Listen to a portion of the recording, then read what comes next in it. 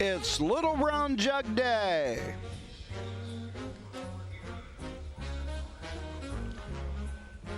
From Delaware, Ohio.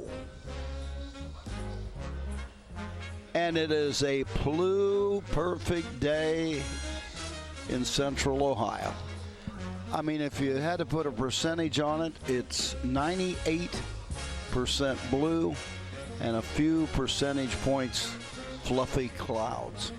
But I was told this morning that the temperature could reach as high as 90 degrees. Oh boy! Let's hope that was bad information. Rob. Yeah. Well, I'll settle for the mid-80s. How about that? Came from the weather guy at one of the radio stations. Okay. Said that it all depends just exactly how it goes, which way. I said, well, you all go out to there, turn on your fans and blow the cooler temperatures up here. Especially into the booth. Yeah. Especially into the booth. Look at all that hardware that's going to be given out today. Looking forward to what should be a magnificent racing card. What are we looking forward to? There's so many things to talk about today. There are. That's what Little Brown Jug Day is all about. It's why it's one of the favorite dates that you must circle on your calendar and make sure that you've got off that day or somewhere to be so you can either be here with us in person or listen to the broadcast wherever you are. And anybody that has complained about the racing this year at Delaware, I don't know where you're coming from, because we've had 5 or 6 Breeders' Championship records. We've had world records. We've had national seasons records. This track is as fast as I've ever seen it. Well, it was a little chalk heavy early in the week, but yesterday there were some good prices in there, and I think today with the full fields that'll be the same. Yeah. Just looking forward to it. We got the Jug, of course, and we got Wiggle It, Jiggle It a little later on in the card, and some real Ohio showdowns in the Breeders' Championships too. And it's just a super card today, and I think, by the way, I'm estimating the crowd will be the largest today that it's been probably in the last 3 or 4 years. I wouldn't be surprised if we aren't getting somewhere in that range of 47 to 49,000 today. Well, and Wiggle It, Jiggle It might be a big part of that, Roger. I think you brought that up this morning. It may be the first time that we've seen a returning Little Brown Jug champion come back to race here in Delaware, and he's easily the most catalytic horse in our entire sport. Everybody wants to know what's going on with Wiggle It, Jiggle It. He hasn't raced in a couple of years, but just to get the chance to see him will be special. Especially with Foiled again retired now, the focus is kind of turning to, hey, can this horse come back and be like a Cinderella, not a Cinderella story, but like a comeback story, I guess. It would be wonderful to see. As far as the Jug goes, 3 horses stick out to me, but any one of the 3 could win, and any one of the other 12 could win as well. It's going to be a great horse race today. Both the eliminations have their storylines and their potential race tactics. We have to see how that plays out over this very fast half-mile strip. The best drivers in the world will be sitting in their sulky seats, and we can only speculate on what will happen because usually something else happens. Yeah. I'll tell you, there's another individual with us on the broadcast today, and that's the one and the only, Wendy Ross. Hey, Wendy, where are you at? Well, thank you very much, guys, and hello, everyone. As it's Jug Day 2019, I am back here in the beautiful Jug Barn, and the chairs are unfolding, and the coolers are rolling in, and I cannot emphasize how beautiful this weather has been over the last couple days. 2 divisions of very talented 3-year-old pacing colts highlight a fantastic racing card today.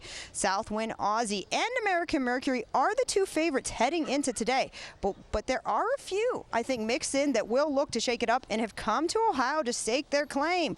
We also have the Miss Versatility Final 4 trotting mares in the Old Oaken Bucket for 3-year-old trotting colts. But what about previous Jug winner Wiggle It, Jiggle It, returning for the first time in 3 years, coming back here for his first mutual start for Team Teague. They have brought their Little Brown Jug champion back for the fans, so we're also very excited to see him today in action. What a day it is going to be, so make sure you don't miss a beat for the 74th Little Brown Jug. It's going to be a great day of racing. Back up to my 3 favorite guys here in Delaware, Ohio. Enjoy the day.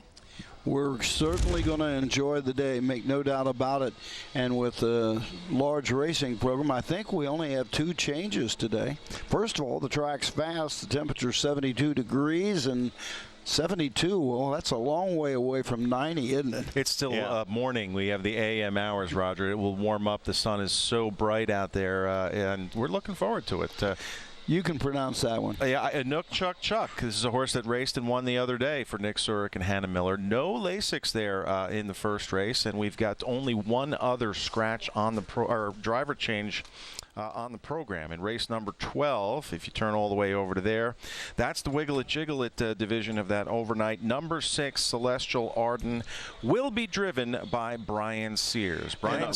Late breaking news in that Wiggle It Jiggle It race, and good news for everybody else. The 2 Lion Snyder scratch sick. This is a late change. Just now. 12th race, the 2 Lion Snyder is scratch sick in the Wiggle It Jiggle It race 12. Mark that in my program before I forget it. By the way, and I can say it because he's a good friend of mine, that is a major driver change going from Ned Hodgkinson to Brian Sears. He told me yesterday that he was going to do that, so I had the 24-hour advance notice. So Lion Snyder, you say it is? Lion Snyder, the 2 scratch sick just moments ago, leaving just a field of 6 in the Wiggle It race, and Lion Snyder was the morning line favorite. He was the morning line favorite, so reduces the morning line odds on everybody else. So those are the changes and corrections in today's racing program. So let's go to those numbers that we like in today's races. Don't forget we got an early race number 1, and we'll start off with no Lasix on the 3-horse. I'm going to go with the 3-horse, 3562, but I don't like that announcement of no Lasix. No, that's a bad thing, especially since the 6-year-old had Lasix when he raced here earlier this week. That was a nice trip and drive from Hannah Miller then. Probably can still win, but I wanted a little bit of a better price, Roger. I went with the 5, hit it out of the park. Alicia Binkley, her horse got scratched out of the Lady Pace Championship the other day, so she's going to get another chance. Hit it out of the park. Won here at Delaware last year, and I think Alicia drove. It was a toss-up for me, 3 or 5, and I went with the inside post, Hannah Miller. In the regular card, which will start a few minutes after that one, a field of 5 in the standardbred 2-year-old Colton Gelding pace, $48,100. I'm at 154, Complete Chaos. I'll go 1354, same top pick. It was a huge day for the Burke Brigade and driver Yannick Gingras. Now here they've got one of their Sweet Lou Geldings that's 0 for 7, but he has tackled tougher in this against previous starts. This will be a little bit of an easier spot. The rail, a huge plus. Second race is a condition pace. Field of 7 to go postward. I'm at 3542, Long Train Runnin' and Brett Miller. Same 4 numbers, different order, Roger. I'll take Captain Velocity, the 4, Matt Kikali for Trent Stoller. Loves the inside post here, 4325.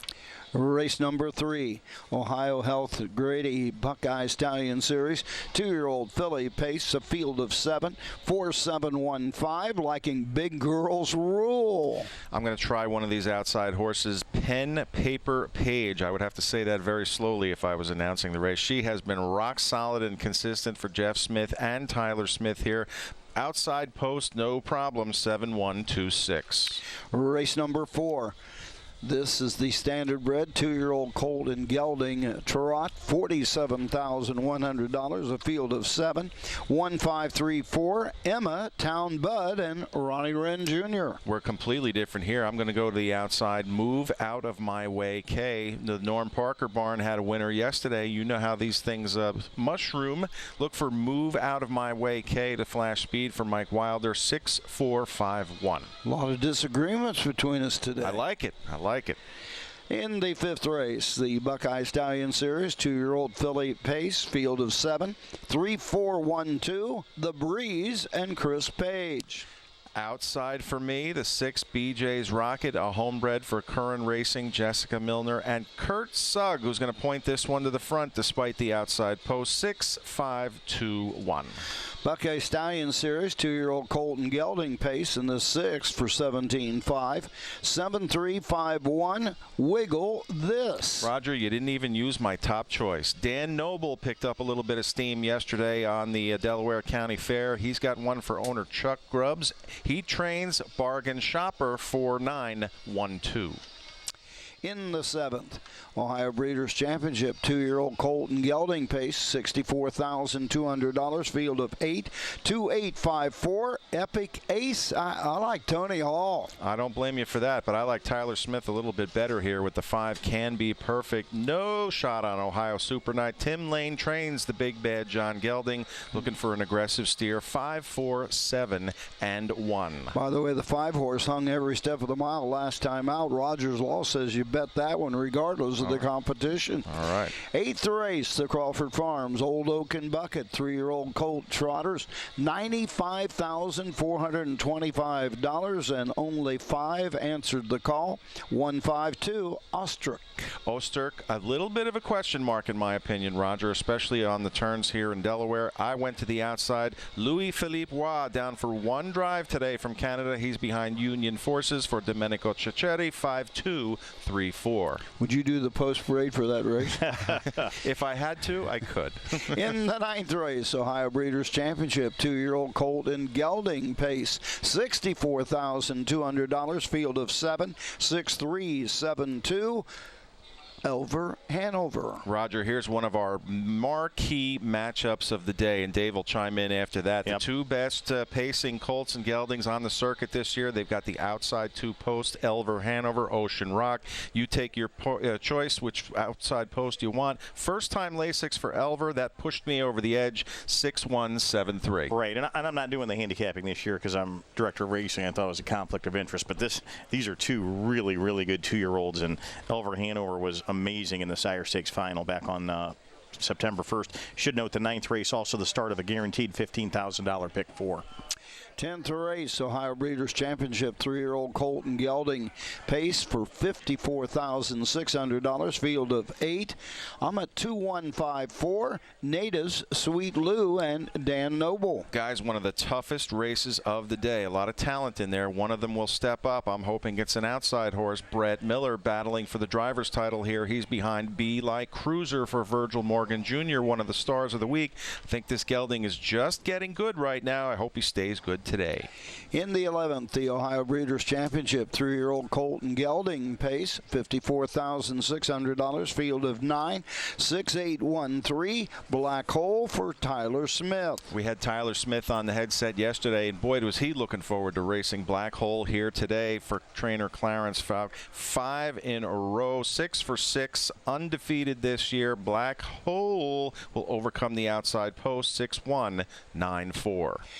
The 12th race, a conditioned race. Scratch the 2, Lion Snyder. The 6, Celestial Arden Inn. The driver, Brian Sears. I was going to take this horse no matter what. 3-2-4-5. Wiggle it, jiggle it. We knew you were going to do that, Roger. So just to be different, all I've been hearing about all week is the Ohio Champion Pacer Knight Pro. He's not Ohio. Okay, all right. Yes. Michigan. Well, he's Michigan connection as well, yes. But he was bred in Ohio. So all I've been hearing about since I got to Ohio was Knight Pro and how everybody thinks he's got a chance to upset Wiggle It, Jiggle It in here. Dale Decker owns, trains, and reigns the son of Pro Bono Best. Maybe he'll offer some value. And he's got some nice lines out of the 8-hole going forward and winning both of those races. You know, this horse, I think, was second in the Battle of Lake Erie like maybe 4 or 5 years ago. He's a classy old horse. Yeah, 9-year-old, still a stallion, so good story there. Yep. 13th race, Signature Series final for Pacers, field of 8, 4-1-5-2. Twin Speak and Brett Miller. I'm going with Dirty Steve, Roger. Post 5, Jeff Nysonger for trainer and owner Mark Rowe. I see speed, I see a winning streak rolling, and I see it continuing. 5-3-1-2. 14th race, the Alleredge Farm Miss Versatility Finer fillies and mares. They're going for $100,000. Field of 7, 3-1-4-5. Can plunge Blue Chip. get back to the winner's circle with Åke Svanstedt. She can if she races as well as she did last week at Scioto Downs here. Åke Svanstedt, plunge blue chip, just one win so far this season. No easy task in here. A welcome to Bob McClure, the Hambletonian winning driver. He's got one of the two for Luke Blaze. At Motorcon Hanover, back-to-back Breeders' Crown winner has Dubé and the rail. Still, I like plunge blue chip, 3-1-4-5. 15th race is the first division of the Little Brown Jug. This division going for $128,000, a field of 7. There was no question who I was going to take here. Southwind Aussie, 4-5-2-7. We're on board with that. Southwind Aussie going to take a swing with a big long shot in here to try to pull the upset. Tony Alagna, we heard from him earlier in the speaker series. He's got U.S. Captain, who has blossomed into a nice colt here at age 3. Just taking a swing against the big favorite, 6-4-5-2. If I hadn't been 5 for 5 without Southwind Aussie this year, I probably would take an Air Force Hanover, because I think he's the one that could upset them all. 16th race, Little Brown Jug, second division, $128,000 on the line, field of 8. This one was a tough one for me. I wasn't sure where to go, but I went to the outside, and I didn't want to go to the outside. American Mercury for Tyler Buter, 7-3-5-1. We agree here, 7-1-5-3. The New York bred, both Tyler Buter and American Mercury, a different horse since being gelded this year at 3-7 for 10. Amazing win over Bettor's Wish in that Messenger Stakes. I see a repeat after that tune-up qualifier. Outside post, Fish, American Mercury for me, 7-1-5-3. 17th race, Buckeye Stallion Series, 2-year-old Colton gelding pace. 1 through 8 on the gate, 9 and 10 trailers, 3-5-8-2. I like Pacer Racer and Chris Page. Page also battling for the title here. I went in a different direction. How about Steve Schoeffel with Elite Machine? This is a horse that's been a machine this season. 7 for 9, 2 seconds, never worse than second, inside post and speed. Hoping he carries that fair efforts up to the Buckeye Stallion Series, 2-1-8-9. 18th race, Ohio Breeders' Championship, 3-year-old Philly Pace, $100,000. 1 through 8 on the gate, 9 and 10 trailers. Ooh, I'm going with a trailer. Queen of Pride and Tony Hall. We will see if the filly by McArdle can overcome that second-tier start. She's stuck behind one that has some speed, but it gave me a reason to swing against the Kevin Lair trainee. I'm going outside. I've got Chris Page and Ron Burke here. Snobby Town, 7-9-2-3. 19th race, Buckeye Stallion Series, 2-year-old Philly Pace, the third division. 17-5, 8 of them, 3-7-2-4. T. Dagan Gold. That's how you say it, I think. And that was Dave Miller's choice in here for Jeff Nysonger. Again, it's been a good week for the Nysonger barn. He employs the Buckeye. David Miller here, his choice, good speed, inside post, hard to go against, 3-2-6-7. I don't know whether the folks out there realized it or not, but I believe that's the only race that you or I picked David Miller. Wow. How about that? That is unusual. It is.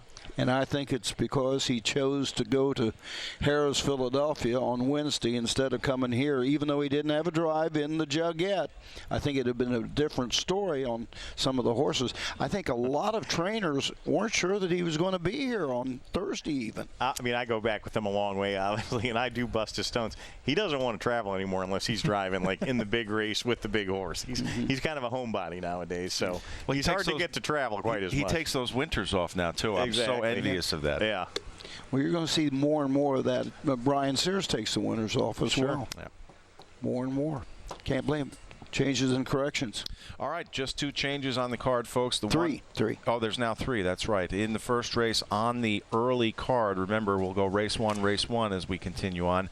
Inuk Chuck, number 3, will not be treated with Lasix today. Not treated with Lasix. The other changes come in race number 12. Of course, we look forward to that, to the appearance of Wiggle It Jiggle It.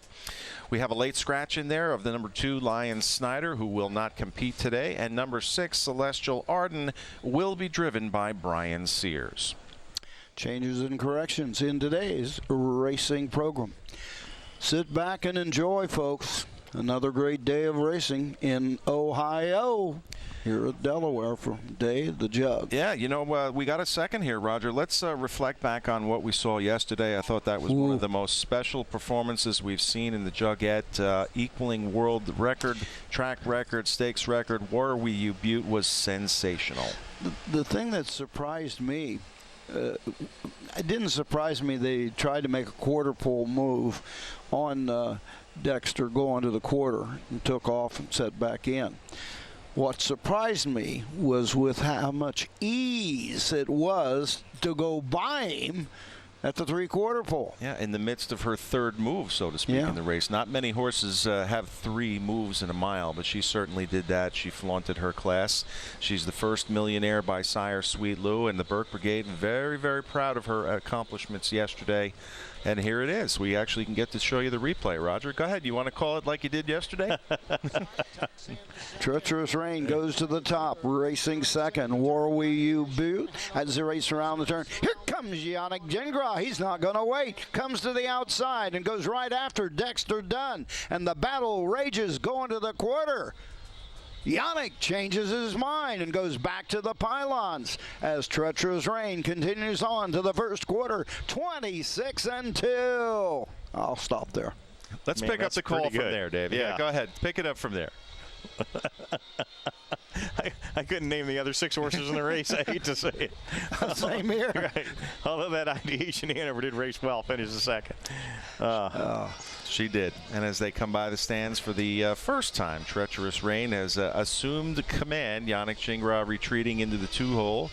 That's Ideation Hanover third and Stonebridge Soul fourth. The half 55-2. Turn 3 coming up. How much does Treacherous Rain still have left, Roger? And with a 29-second breather, I thought Treacherous Rain would have a lot more left. I did too. Watch Yannick give him the little knee there a couple times. Let him know I'm coming. Here we go, baby. The battle is on. Roger, take it away. And up on the outside, going right by. I actually said, looks her in the eye and goes right on by. And right on by did she. Right here, kind of letting her do what she wants to do. But once they get to the top of the lane, I don't know whether it was, well, no, he's lifting the lines a little, shows her the whip. And waves to the crowd. Yeah. Sprints off. Warrawee Butte with a 150 and 1 clocking, equaling the stakes record. But that stakes record was co-held by a heat winner, not a final winner. So now we actually have a true stakes record, in my opinion, with Warrawee Butte, and it was a world record as well. Equaled the world record. And I know, even in victory, you know, you talk to Mark Weaver and he's like, man, maybe we should have put her in the jug. But I know. You know, how can you turn down of being 1-9 in a stakes race? I didn't name him in the series this morning, but it was Mark Weaver that said that after the dominating performance and everything, they really, really believe that she would have been very, very, very competitive going against the guys. But and I'll tell you what. I think she would have been. With the information that they had when they had to make the decision, I think they made the proper decision, Roger, because if she had entered the jug, that would have been a total of 16. Her chances of drawing a very bad post Did they know that they? Now wait a minute. Oh. Did they know that she would be number 16? No. They didn't know that exactly, but they kind of, you know, they had a list, I guess, so they knew it would be a big number, and it would be 2 divisions. For the first time this year, and this is the power of social media. Somebody put it up a week before. I wonder who's going to be in the jug. And within an hour, we had 9 horses named that were going to be in the jug, and some of them surprised people, but they were in the jug. They did enter. Yeah, I expected there to be 12 or 13, and one of these days we're going to do away with the race secretaries and let Facebook handle it. Exactly. He's bouncing in the seat, Roger. So we'll let him explain the process. Well, I was concerned we were only going to have maybe 11 for a minute, and obviously no one wants a 6 and a 5, and you really don't want just one heat either. I mean, this is a Little Brown Jug, so I mean, we lost Norm Parker's horse, we lost the Burke horse, but yeah, I was pleased to get 15. All right, well, there it is, and we are ready to begin. Post parade, Jason Settlemore.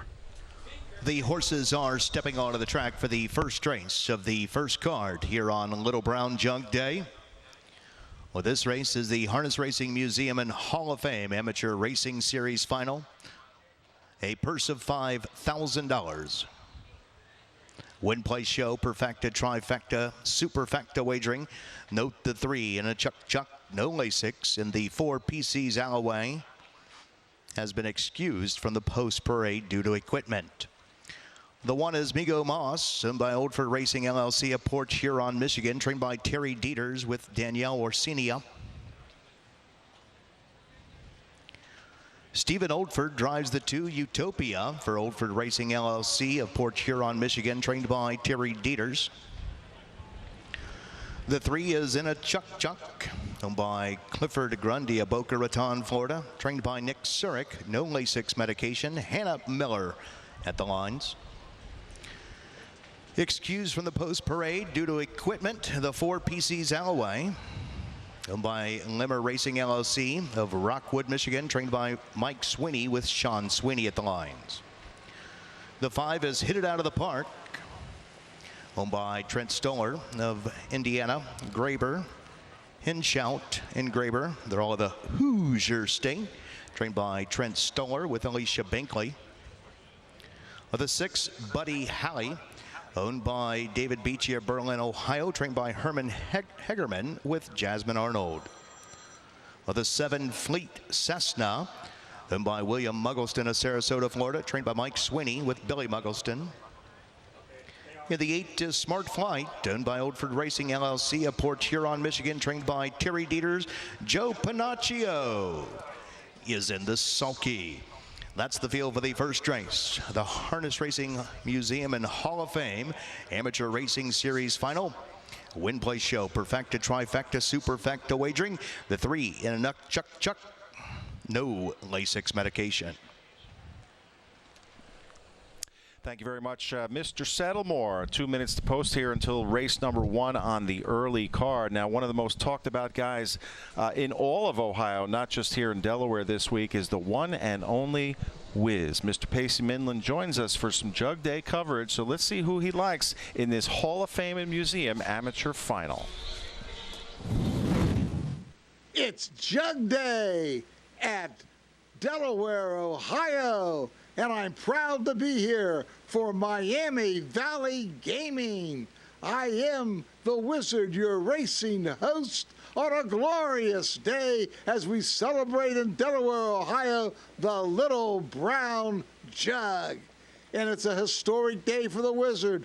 More about that as I go through the picks today, but the Wizard played an important role 50 years ago in the Little Brown Jug.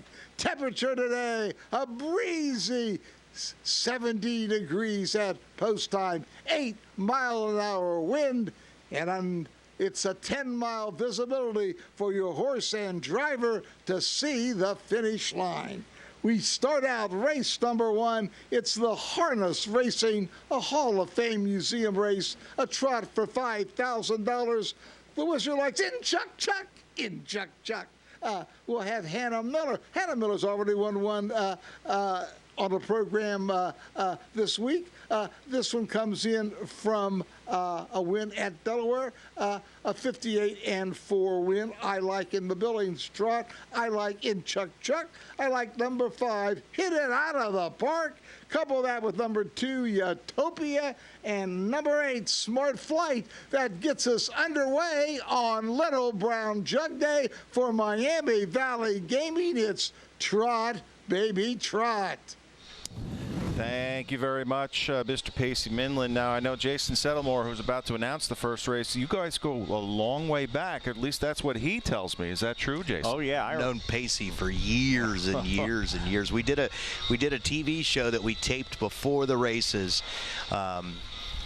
down at Lebanon Raceway, and I was also taking pictures down there for the Conrad family in one of my first jobs in harness racing. So I've known Pacey for quite a long time, and Pacey has not changed at all, and I think that's where I get the from sometimes. Jason's changed a little. I remember him coming up to Northfield when he was about, what, Jason, 13 or 14 and calling a race or two? Yeah, and then as we got older, you and Aldrich used to call me during the blizzards when Greg Young couldn't get there and say, can you get there from Columbus? And you found a way. Somehow I'd get there to call the races. Hey, I was just going to say something about this 3-horse. It's, the Inu Chuck Chuck. Isn't that like the Three Stooges, the whoop, whoop, whoop, whoop, whoop, right?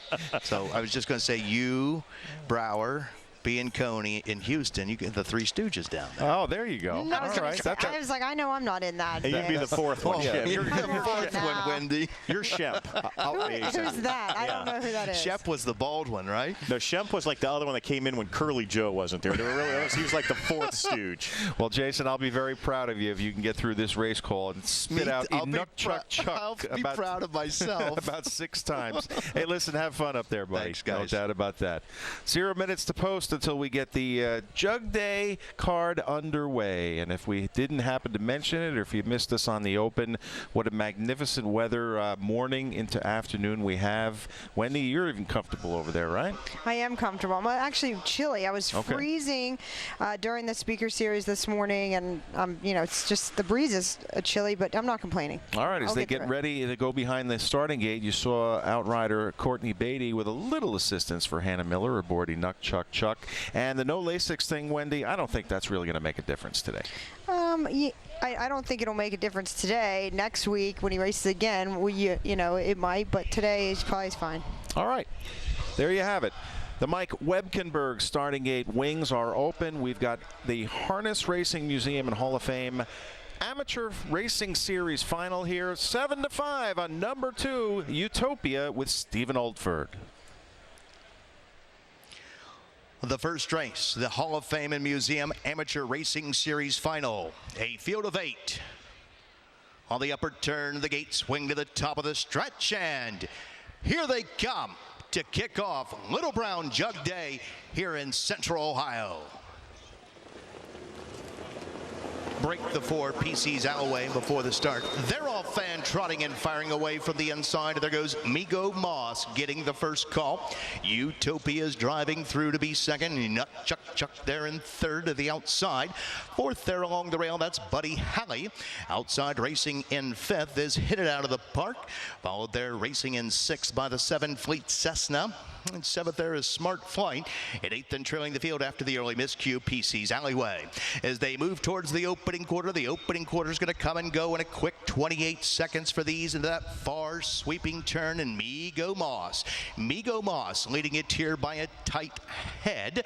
And to the outside, and Inuk Chuck Chuck there racing into. These two are on even terms sparring as they pass the stands and the fans for the first time and head on over to the half. And passing the stands and up top from the outside, and Inuk Chuck Chuck is trying to clear, but to the inside, Migo Moss is right there battling back. Inside in third, Utopia. Second over the outside, perfectly placed there in fourth is Hit It Out of the Park. Buried in 5, Buddy Halley. Third over on the outside, racing in 6. That's Fleet Cessna. Seventh is Smart Flight, and eighth and trailing PC's Alleyway. They were halfway home, 57 3/5. In and out of the turn with heads pointed towards 3/4 in Migo Moss. Migo Moss continues to control the fractions here to the outside, and Inuk Chuck Chuck took the long mile, but still there and now swung out 3 high. That's Utopia as they race by 3/4 and 126 and 4/5. They'll trot the final turn and head for home. Migo Moss from the inside to the outside, and Inuk Chuck Chuck just won't go away. Utopia to the inside, racing in third and angled out in fourth. That's Smart Flight as they wheel to the top of the stretch here in Delaware, Ohio. And Inuk Chuck Chuck is now come by to take the lead. Migo Moss to the outside, Utopia, but a big effort here. Inuk Chuck Chuck in front. Whoop, whoop, whoop, whoop. Time of the mile, 156 and 1. Inuk Chuck Chuck. Hey, that Jason Settlemore guy, he doesn't have any fun at all, does he? He He's the doesn't. best. And listen, what a way to kick off Jug Day here. That is just the beginning of what you will see for some thrilling action out on the world's fastest half-mile track here. You don't see this every day, though. You don't see a horse parked out every single step of the mile, continue on to put away the leader and edge clear. That was simply an amazing effort. And this horse now a 2-time winner during the Delaware meet. Yeah, exactly. We pick it up at the start here, and we've got a bunch of levers here from the middle of the pack, including Hannah Miller with a Nuck Chuck Chuck. Between them, hit it out of the park, Alicia Binkley, even 4-wide Jasmine Arnold with Buddy Halley. But on the rail, Migo Moss and Danielle Orsini says, well, you know, I can't let you all go. So, Dave, explain what happens from here.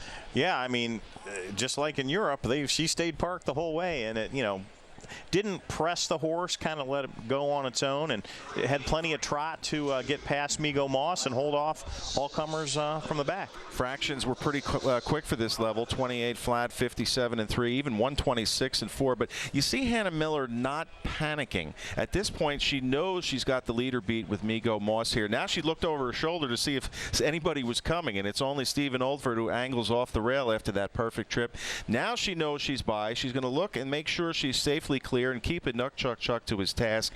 What a mile. She looked inside, she looked outside. 3-2-1-6 under the wire and 156 and 1. And Hannah, she hasn't driven as much this year, but she's driven a lot. I mean, I guess she's still, quote unquote, an amateur driver, but I mean, she's professional. Let's not beat around the bush. Yeah, she does know how to work her way back to the winner's circle here in Delaware. There is trainer Nick Surik, and 9-5 if you backed her in this particular situation. I think that's the second winner of the week for the barn, and it might be with just this horse. Back to the winner's circle, Enoch Chuck Chuck and Hannah Miller. Well, the winner, the official winner now, 3-2-1-6 official of the Hall of Fame and Museum Amateur Racing Series final, the 3 in a Chuck Chuck. A 6-year-old bay gelding by Muscles Yankee out of a Sunshine Lollipop. She by Garland Lobel. By Clifford Grundy of Boca Raton, Florida, trained by Nick Surik. Nicely handled here this morning by one of the top amateur drivers in all of the world, Hannah Miller. This race trophy by the Harness Racing Museum and Hall of Fame, and in the winner's circle to make the trophy presentation on behalf of the Janet Terhune. And the caretaker for the 3 in Yuck Chuck Chuck, Juliana Edwards. Timed at 156 and 1 in Yuck Chuck Chuck with the 6th win in 2019, 16th win of his career. Timed here in 156 and 1. Yuck Chuck Chuck wins the Hall of Fame and Museum Amateur Racing Series final to kick off Jug Day here in Delaware, Ohio. Now, guys, when Nuck Chuck Chuck won earlier this week on Sunday, when Hannah Miller came back to the winner's circle, there was an animated discussion between her and trainer Irv Miller, Nick Surik. Steve Bateson pointed that out. Hannah may have been pointing towards some equipment or whatever, and Nick actually let us know later on that Hannah said he was interfering with some boots up front, so that on Thursday when he was entered, he was going to go brace bandages only. So maybe that made a little bit of a difference, but still a monstrosity effort here. Yeah, as the race has been declared official, we await the prices here on the Jug Day opener, and we hope you're enjoying the coverage so far. We hope you will be with us throughout the morning and into the afternoon. It's going to be a little bit of a long day, but you will enjoy what we bring you. Usually when you put brace bandages on a trotter like that, especially if they don't hit a lot behind, which a lot of horses, some horses don't, they wear trotting boots behind, but if they don't, you'll put the brace bandages or the cotton with vet wraps, and it'll just widen the horse out just enough, and it makes them go a touch wider, and they don't need to wear the boots. Well, one thing we know, Nuck Chuck Chuck trotted in 58 and 4 on Sunday. It was a little bit cooler then, maybe a little bit of a breeze, but the mile today under those circumstances with that trip was just breathtaking. I don't know what else to say. And as we've talked about before, we're going to go from race 1 to race 1 as we switch the tote system from the early card to the main card. Races 1 through 20 coming up here momentarily. And there you go. You heard Roger Houston on the Open talk about the crowd that he thinks will be here. Well, they're beginning to file in earnest here. Look at the grandstand seats right in front of us at the beginning of the past the wire. Going to be a lot more people here, folks. Tens of thousands usually come out on what is a spectacular day here in Delaware, Ohio. We are glad you joined us, whether you're here with us on track or whether you're listening at one of the simulcast outlets or on your betting account on your phone. Hey, it's going to be a great day, folks. We'll be right back. back in just a moment.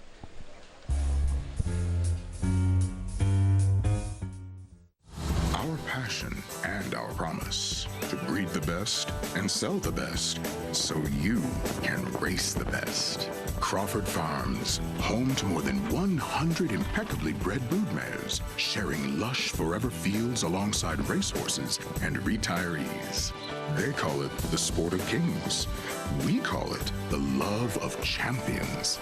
From our farm to the winner's circle, share our passion. Crawford Farms.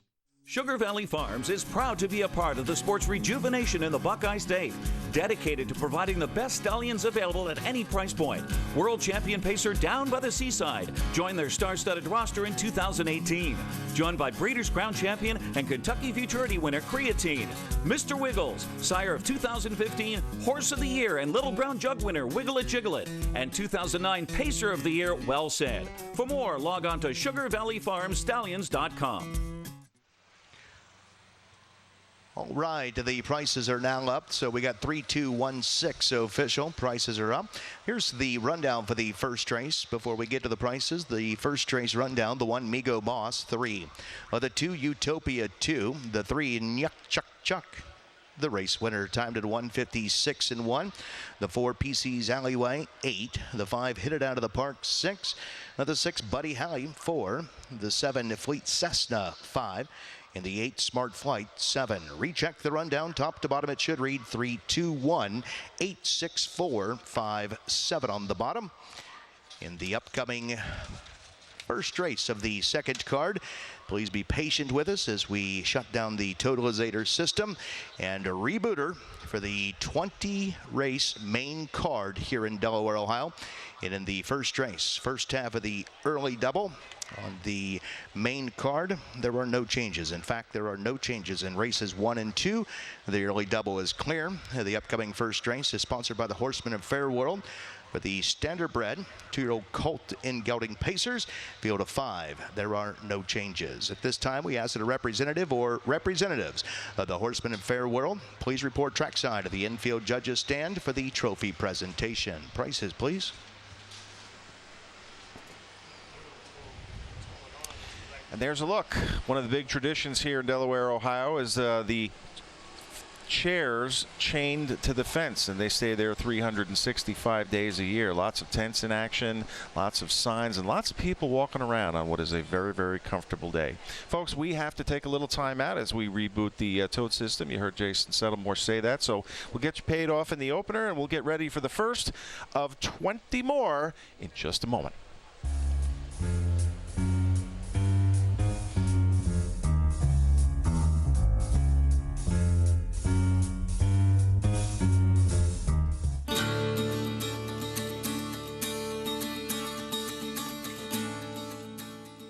Giving thanks for Christ's hand in the beauty and talent of these animals. You'll see us doing just that at training centers, at racetracks, and farms across the continent. He was born in a stable, and when you look at the stable, we're surrounded by stables. For the Christian Harnessed Horsemen's Association, it's our mission to keep Christ alive in harness racing. But all this good work, God's work, can't continue without help. You see, in order to meet our mission and provide faith-based support to the harness racing community, we rely on the generous donations of individuals like you. As part of our Racing for Christ program, you can pledge a small percentage of your horse's earnings to the Christian Harness Horsemen's Association to support our ministries. Every one of you here have an opportunity to enter into heaven's. Do you know there's a winner's circle? Into heaven's winner's circle with a victory in Jesus.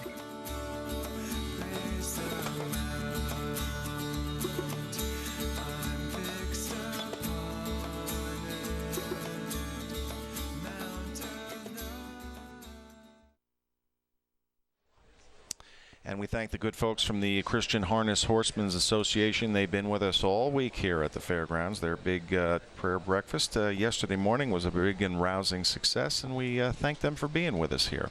All right, let's get everybody paid here in the opener on Jug Day. In the first race of the first card, the 3 Inuk Chuck 560, 320, and 260. The 2 Utopia 280 and 260.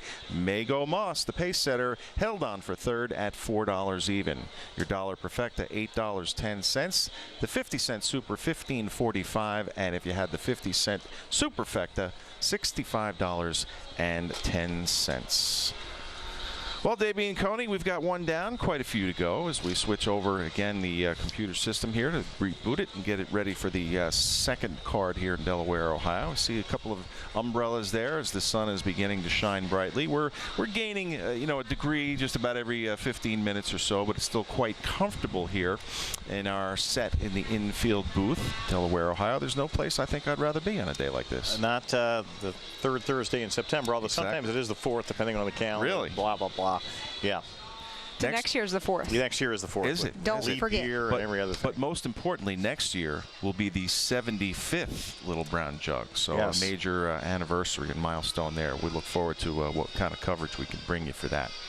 People filing in, as we said, we expect a very big crowd today with the appearance of Wiglet Jiglet coming up a little bit later on. Of course, he won the Little Brown Jug back in 2015 and what many people consider to be one of the epic jugs of all time. I got the chance to broadcast that nationally on CBS Sports Network. You were here in the booth, and it was a moment that we'll never forget. I was sick in 2016 and didn't even make the broadcast. That was my last one. I remember that. I remember. And it was a special one, to say the least. Yeah. Most certainly was. Yep. Hey, listen, folks, throughout the week here, we've been offering chances for you to get in touch with us here on the set, and there are 3 ways for you to do it. You can email me at dbrower@playmeadowlands.com. I've got the laptop fired up.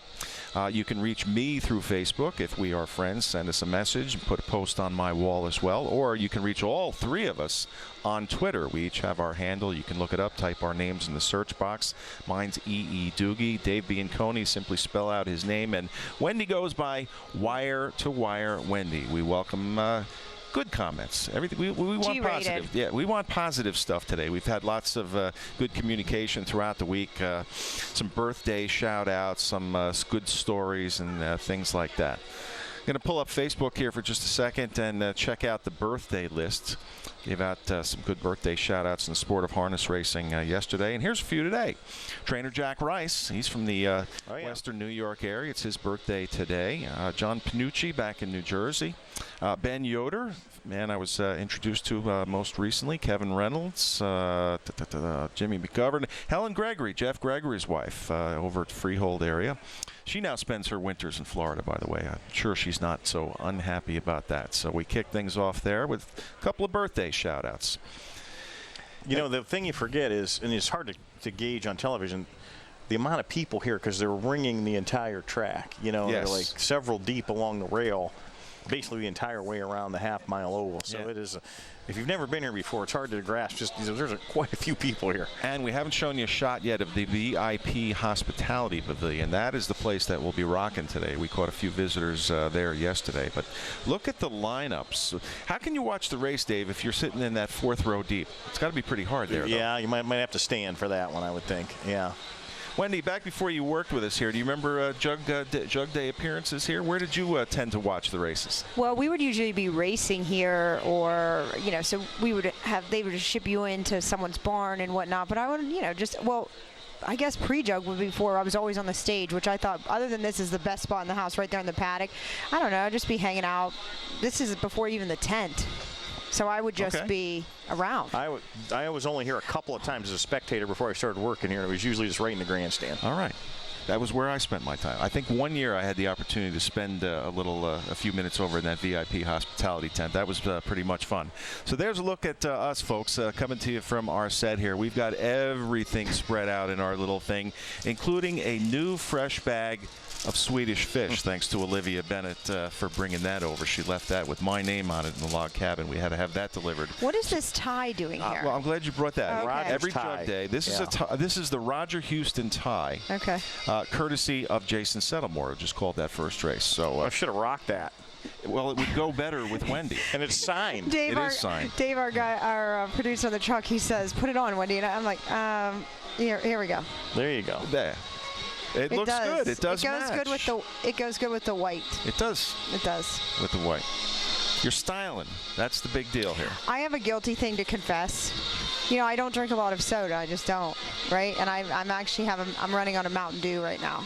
Where's your package? You got to do what you got to do. I only have one packet because I forgot to grab them. Yes, Oh. and you know, I don't know. Maybe isn't Brady coming up on the show here soon? Maybe he'll run me a packet. Maybe he'll run me some packets over because I'm running low. You'll have to remind him when we bring him on. Again, yesterday, if you joined us on the telecast, one of the favorite parts for both us and for the fans here is between races, you know, we have all of the top stars of the sport mic'd up on the headset in the back paddock, and we thank Heather Wilder for arranging that for us. We had a bunch of great interviews yesterday, and we look forward to quite a few good ones today. I've been granted a look at the list so far.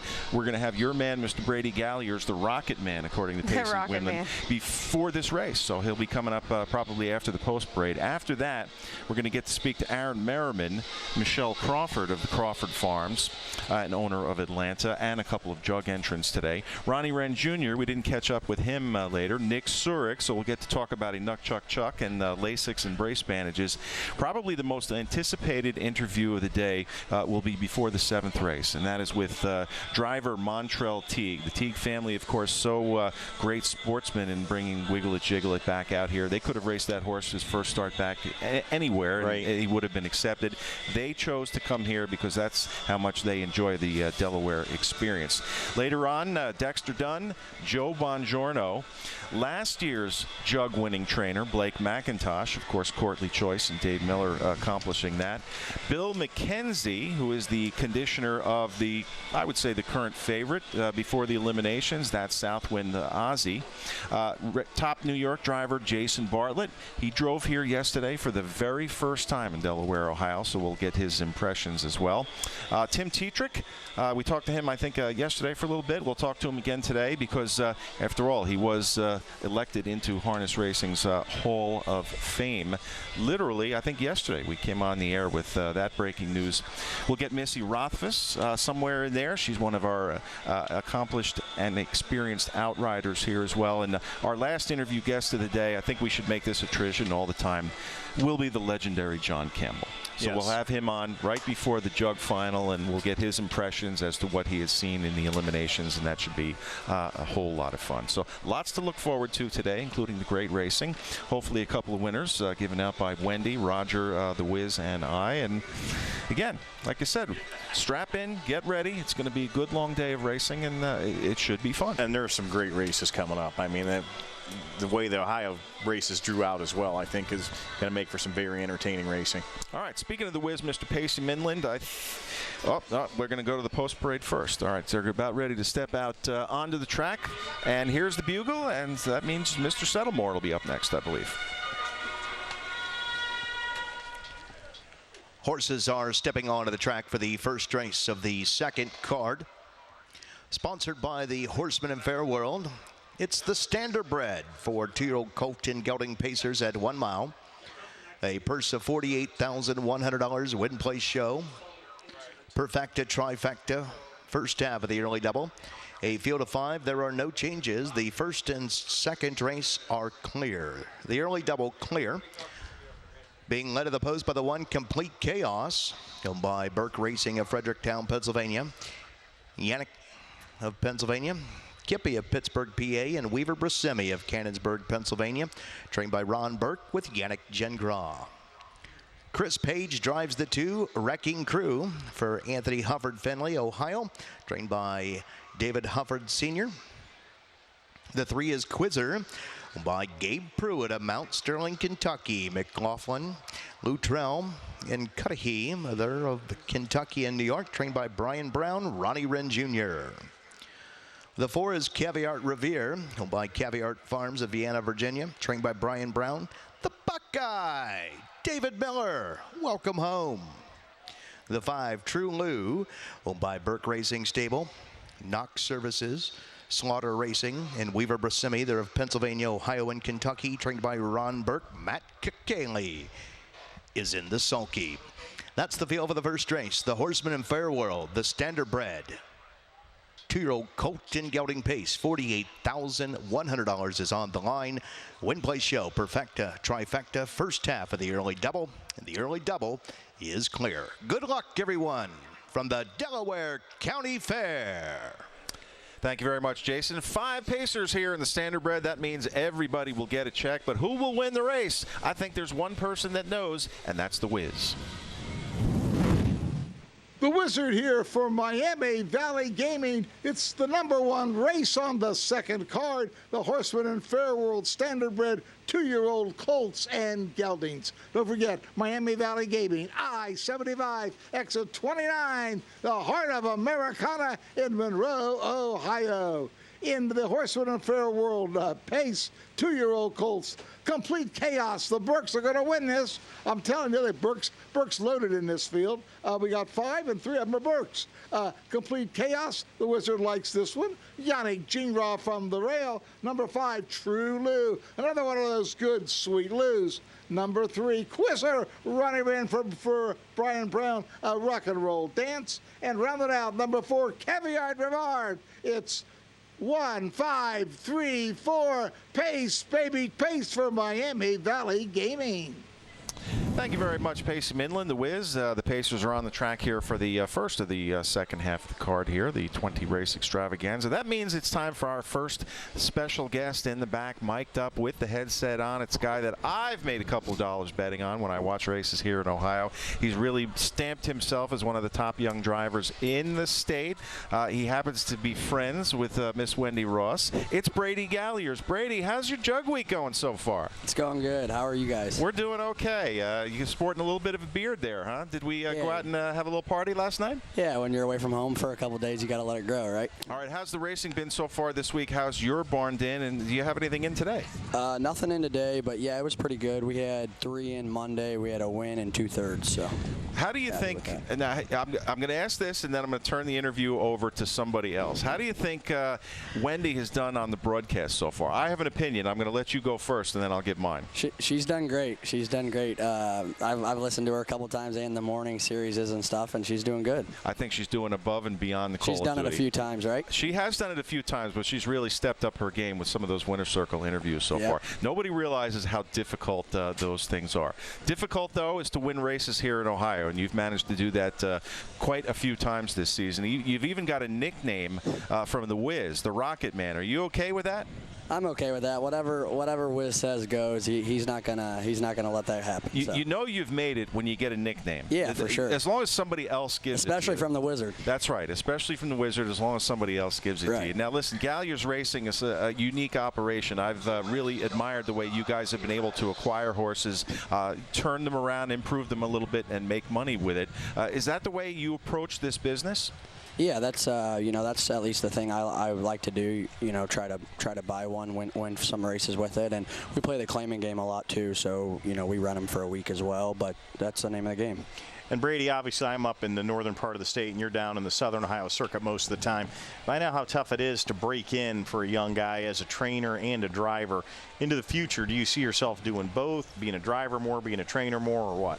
I like driving probably more, but for right now to get my power, that's what I got to do is train. But I also enjoy training. It's I like waking up every morning and going to the barn and training horses and stuff. So I enjoy everything. A lot of the fans out there listening to this, they don't really understand the just how much work goes into running a racing stable. So you got to tell us the truth. Wendy will never know. We're gonna cut her headset off here. Who does more work, you or her?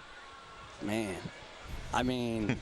Be careful. Yeah, exactly. I don't think you cut her headset off, so we'll say she does. Yeah. She does do a lot of work. She's been great like that. She did a lot of hard work for us over at the Meadowlands too, but we're glad to see her back doing what she enjoys. Now, how did you get into racing? Are you one of those second-generation horsemen, or did you catch the bug early on? Well, I caught the bug when I went to the fairs with my grandparents and my parents, and I kind of just asked questions from there, and they finally bought me a horse and stuff, and we went from there. But no, my family wasn't in it. So when they bought you that horse, was that the best thing that ever happened to you, or it was on my Christmas list for probably 8 years. They couldn't have got you a guitar or something like that? Well, that was years before. Finally, I said, all right, it's got to be a horse or nothing. Wendy, you got to be able to ask him one question. What is it? Go ahead. Are you having fun this week, doll? Yeah, of course. And how was it to win with Insomniac on Monday? Because Insomniac's his favorite horse. It's like his pet. Okay. On the track to race, not in the barn. But it felt good. You know, me and that horse, we have our good and our bad days, and Monday was a good day with him. So. All right, we know you can handicap too. We got about 10 seconds as they're going to the gate. Little Brown Jug pick for us today, please, sir. Ooh, I like Southwind Ozzy. I met Bill McKenzie this week, and he seems like a great guy, great trainer, and I think he can get it there. All right, listen, thanks so much for taking time. Now you can have fun the rest of the day with the interview over. Good luck the rest of the year in Ohio, Brady, and thanks for taking a couple of minutes. No problem. Thanks, guys. Take care, buddy. Yeah, bye. All right, up to Jason Settlemore as we get the stakes action underway on Jug Day. This is the standardbred for the 2-year-old pacing colts and geldings. It's the standardbred for 2-year-old colt and gelding pacers. A field of 5. Move it in. The gates swing to the top of the stretch, and here they come. The 3 Quizzer made a break before the start.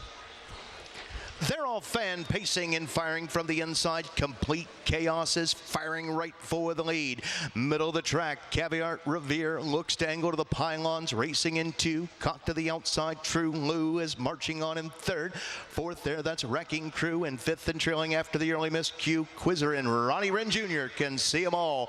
Moving down the backside, heads are pointed towards that opening quarter, being led up top by Complete Chaos. And Yannick Gingras going to take them to the opening quarter. The opening quarter came and went in 28 1/5. Into that far turn for the first time. Complete Chaos leading the way here by a length and a half. There is racing into his Caviar Revere. Along the inside, True Lou angle to the pylons, racing in 3.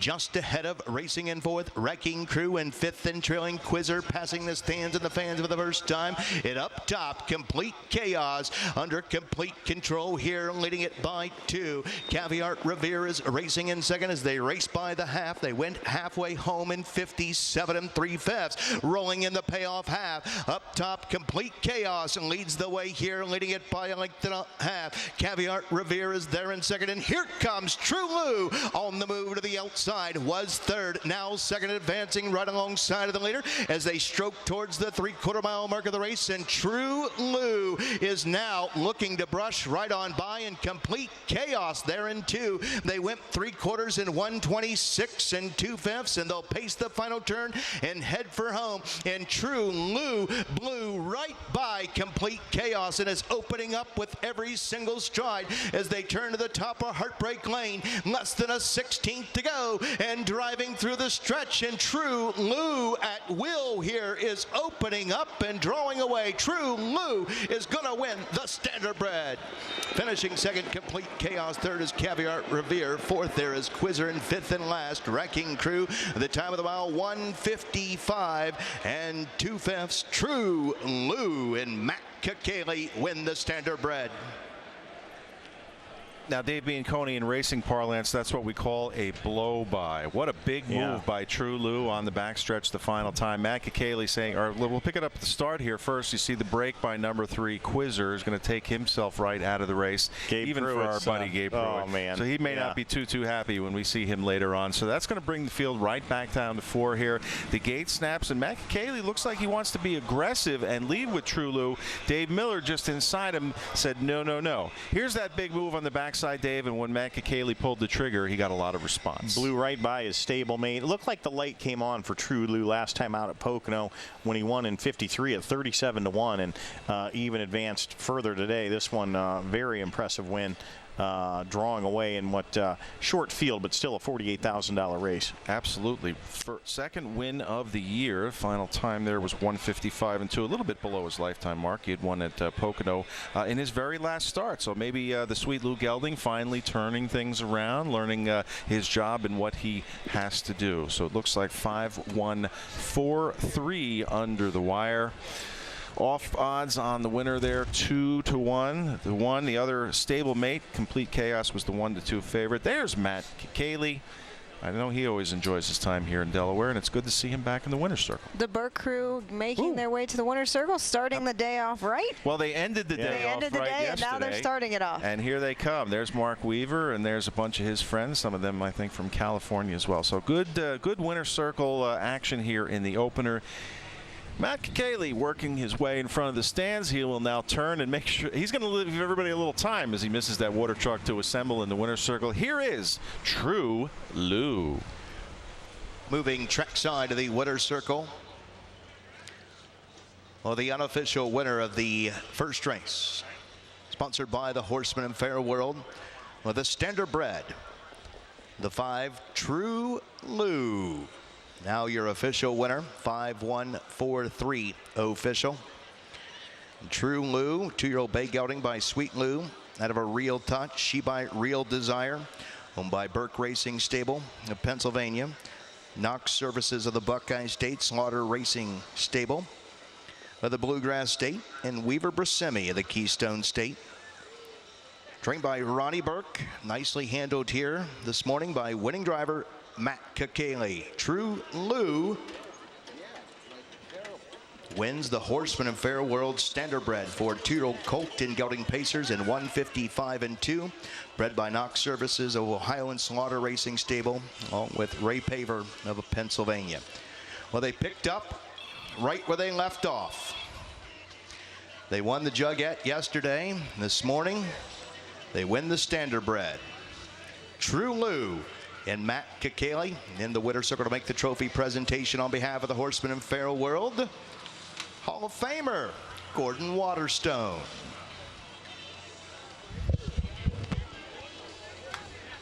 And there you see True Lou. He'd be in a little bit of a tough one to get into the winner's circle for Matt Kakaley, and he's given his caretaker a little bit of trouble as well as we get him back on his way towards the back paddock where he will get bathed, a little bit of a walkout, and then a couple of treats before maybe being turned out. So there is True Lou and Matt Kakaley, who take the Standardbred in 155-2. It has been declared official here. We're going to have prices for you, so go ahead, Wendy.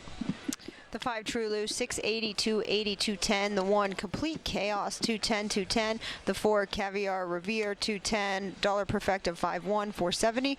50-cent Trifecta, 5-1 over the 4, $4. All right. 2 second choices winning, so no favorites yet, in direct contrast to many of the other days earlier this week. So yeah, a little tougher. I don't see any bridge jump opportunities today. Not really. today. A lot tougher. Yeah, there were a few. There were a few on Warrawee U-Butte in the elimination there, and a big bet on track, we were told. Listen, for the official order of finish of the Standardbred, let's send things to the top of the stands, and Jason. Ladies and gentlemen, here in Delaware, it's extremely important that when you're crossing the track back and forth, that you're watching for the horses and the equipment. So please pay attention when you're going back and forth on the track, and pay attention to those guards. Thank you. The 1 Complete Chaos, 2. The 2 Wrecking Crew, 5. The 3 Quizzer, 4. The 4 Caviar Revere, 3.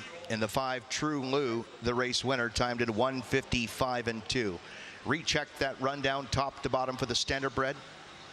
Sponsored by the Horseman and Fair World. It should read 254-3-1 on the bottom. Well, the upcoming second race, Condition Pace.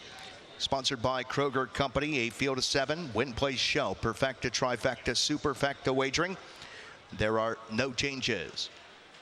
At this time, we ask that a representative or representatives of Kroger Company please report trackside to the infield judges stand for the trophy presentation. Thank you.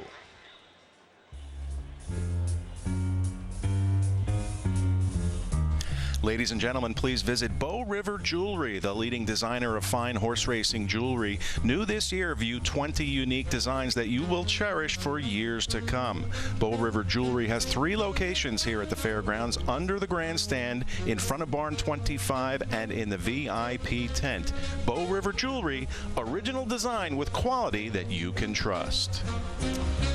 And if you happen to cash a couple of tickets or have a few extra bucks or need an early Christmas present or something very special for that special someone, please visit the couple of stands here they've got throughout the Delaware County Fairgrounds.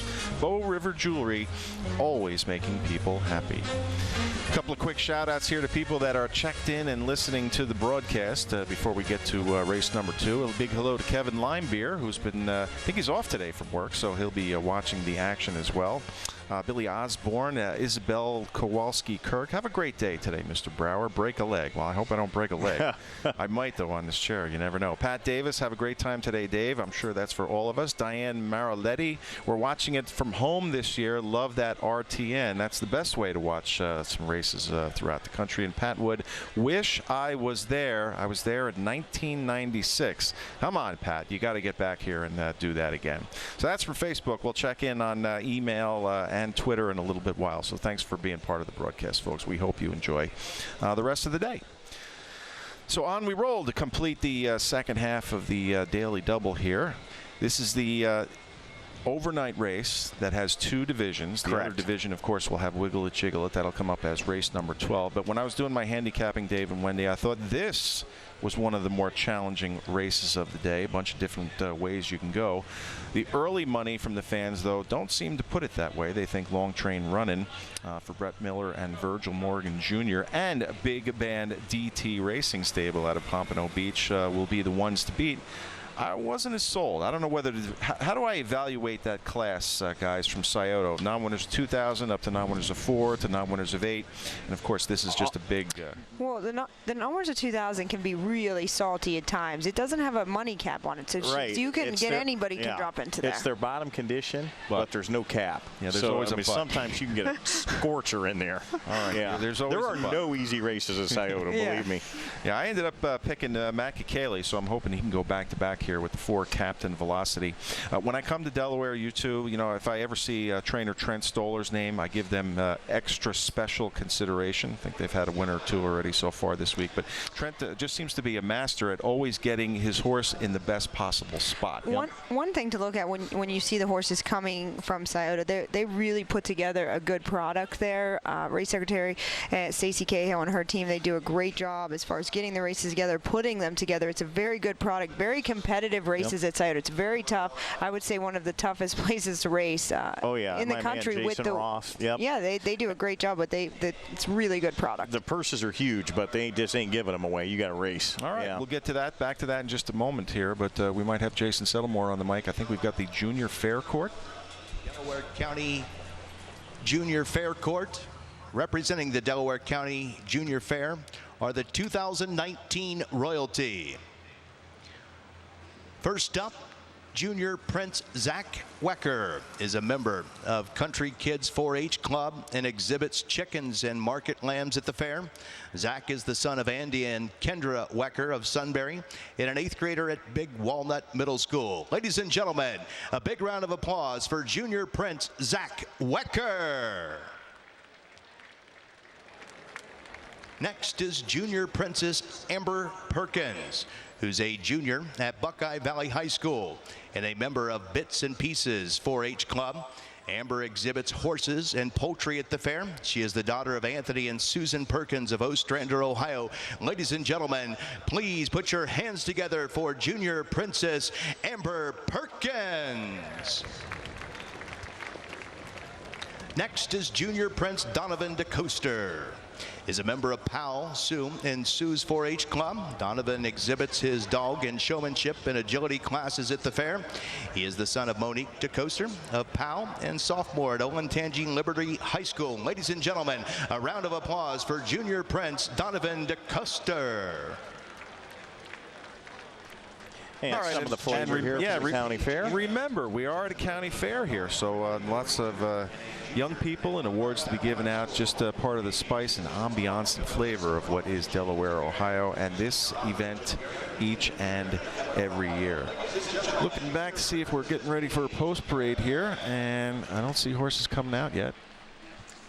All right, then let's throw in the whiz, Mr. Pacey Midland, who we will be speaking with live after the next race or two, so we can look forward to that. Pacey, who do you like here in race 2? Race number 2 from Miami Valley Gaming. It's a pace. It's the non-winners of 30,000. It's the first division.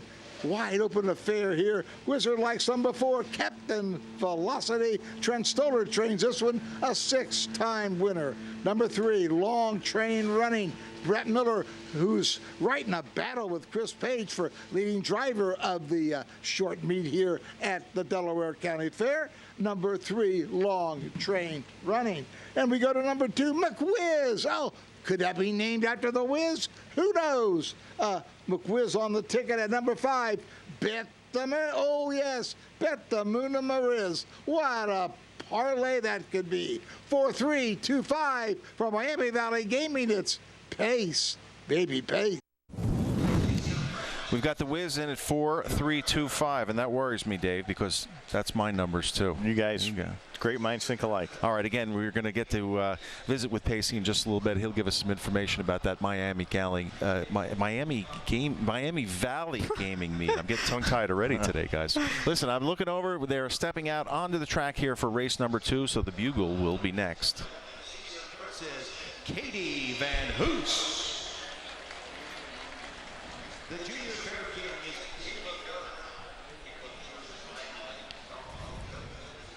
a member of Set for Success 4-H Club and Big Walnut DAC FFS.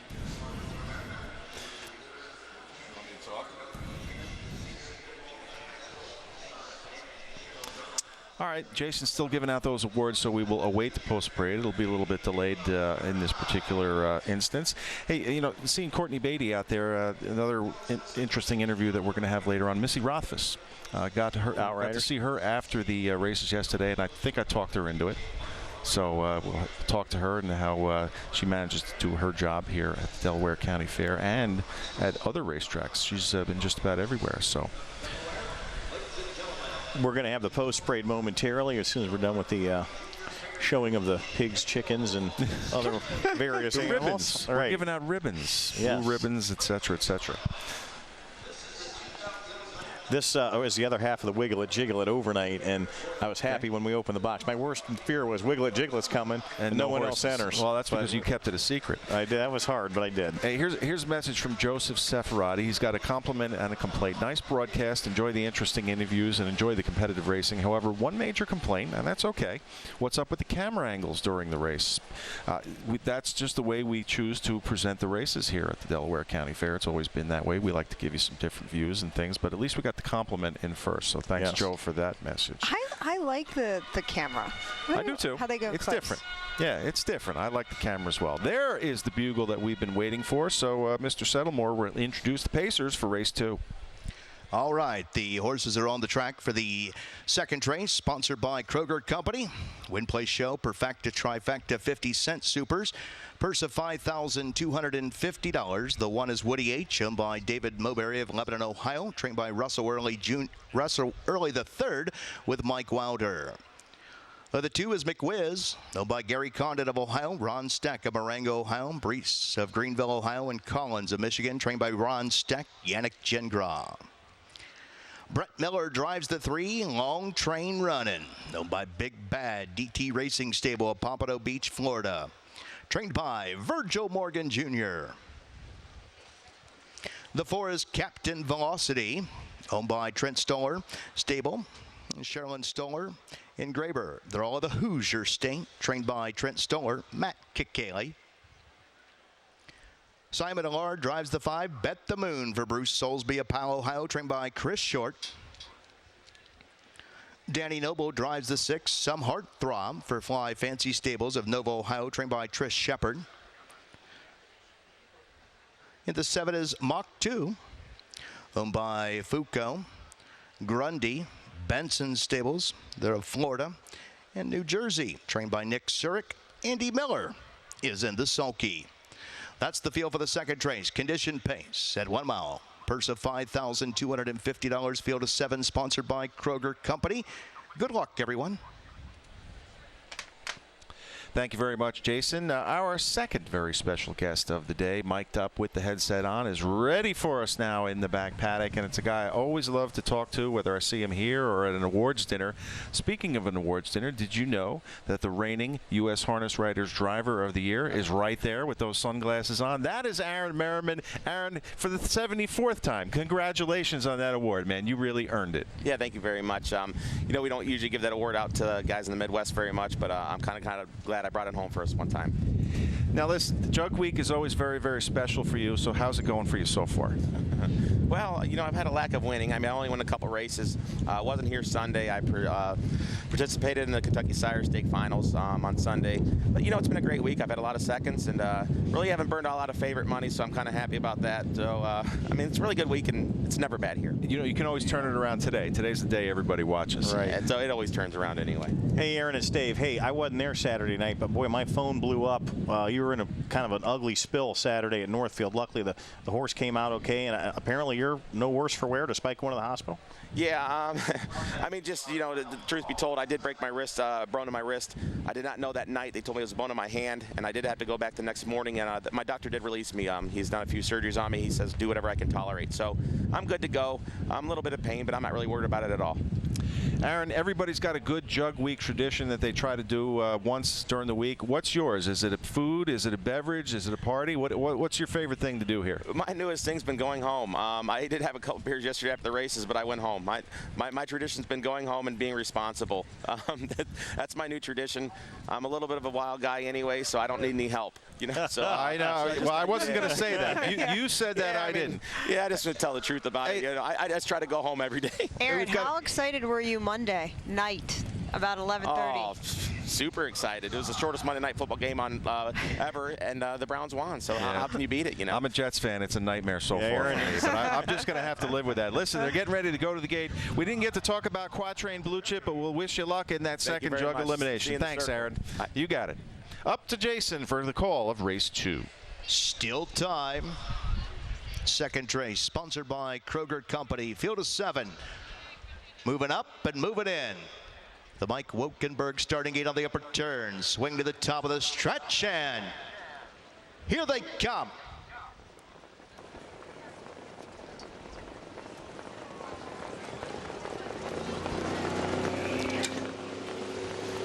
They're off and pacing and firing out of there. There goes Long Train Running, headed straight for command here. Mick Wiz is there, racing into, driving up on the outside of Mach 2. Inside from the rail, coming away in fourth, that's Woody H. Followed in fifth by Captain Velocity. In the two trailers here are Bet the Moon and Some Heart Throb. Down the backside they go, nearing the opening quarter, and Mach 2 is trying to clear to the front and does so now. Yielding for that garden spot is Long Train Running. The opening quarter was quick, 26 4/5. Mach 2, but right back on the outside, Long Train Running, and Brett Miller wants the front.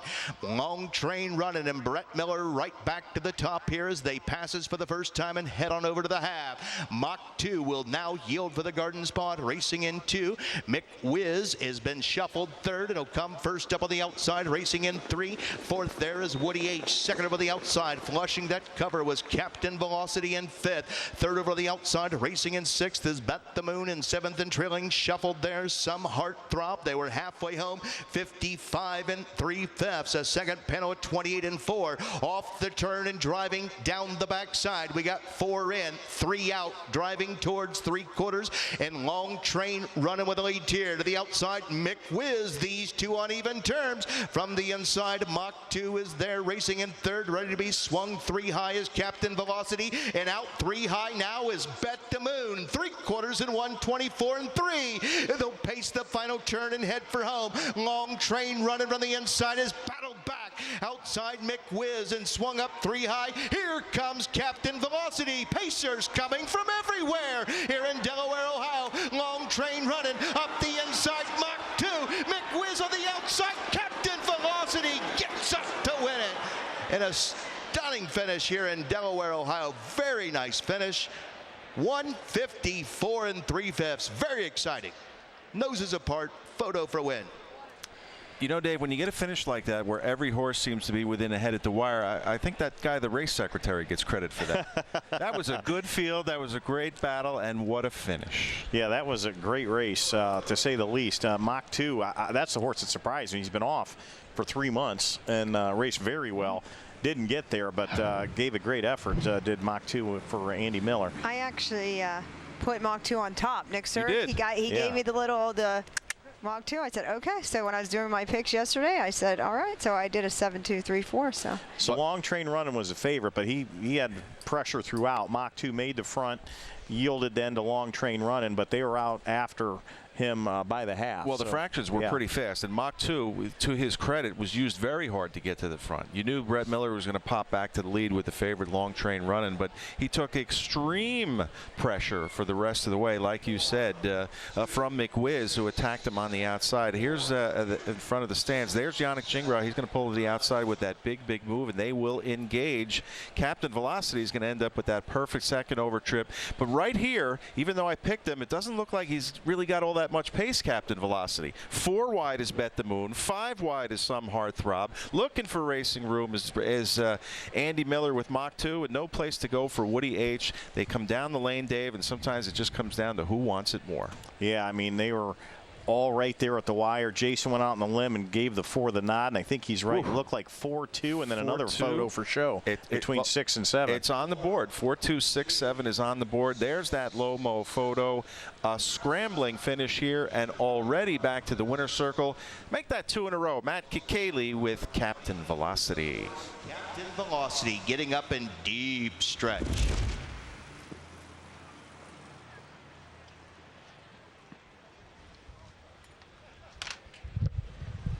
Somebody's in that winner's circle. That's right. The caretaker for the 4, Captain Velocity, Alicia Bankley. The 4, Captain Velocity, a 5-year-old brown gelding by Some Beach Somewhere out of an Ultimate Velocity. She by Western Ideal, bred by Kenneth Stoller and Trent Stoller. They're of Indiana, owned by Trent Stoller and Sherilyn Stoller, along with Graber. They're all of the Hoosier State, trained by Trent Stoller. Nicely handled here this morning by winning driver Matt Kakaley. That's 2 wins on this morning's card for Matt, giving him a driving double as he steers this time Captain Velocity home a winner for the 7th time in 2019, this time in 154-3. Again, the trophy by Kroger Company, and in the winner's circle to make the trophy presentation on behalf of Kroger, Toby Edgell. Welcome back.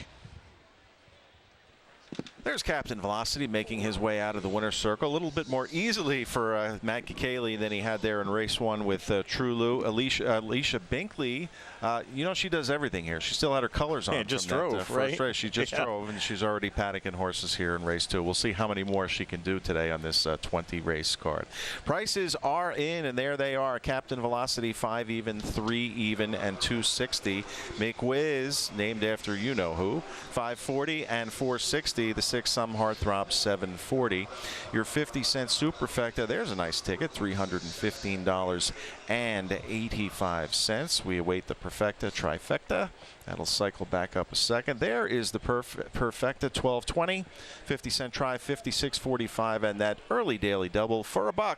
You got back $11. Top down to Jason.